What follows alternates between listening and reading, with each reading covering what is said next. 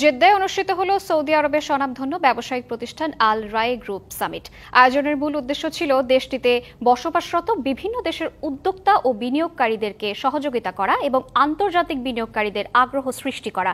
Saudi আরব প্রতিনিধি আর নোমান জানান, এতে বিশেষ অতিথি ছিলেন বাংলাদেশ কনসুলেট জেনারেল জেদ্দার কমার্শিয়াল কাউন্সিলর সৈয়দা নাহিদা হাবিবা ও পাকিস্তান কনসুলেটের কনসাল জেনারেল সাদিয়া খান। সম্মেলনটিতে সৌদি আরব ছাড়াও পাকিস্তান, স্পেন, যুক্তরাজ্য সহ বিভিন্ন দেশের শীর্ষ বিনিয়োগকারী এবং ব্যবসায়ী প্রতিনিধিবৃন্দ অংশগ্রহণ করেন। বাংলাদেশের প্রবাসী ব্যবসায়ী ও ইনভেস্টর বৃন্দ উপস্থিত ছিলেন। বাংলাদেশি ব্যবসায়ী আব্দুর রহমান, আব্দুল মান্নান, জাকির হোসেন, সালাউদ্দিন, মোহাম্মদ নূর সহ আরও অনেকে এই সম্মেলনে অংশগ্রহণ করেন। আন্তর্জাতিক এই প্ল্যাটফর্মটি সম্মেলনের মাধ্যমে সৌদি আরবে বিভিন্ন দেশের পাশাপাশি বাংলাদেশের পণ্য ও সেবার গুণগত মান এবং বিনিয়োগের আকর্ষণীয় সুযোগ তুলে ধরে।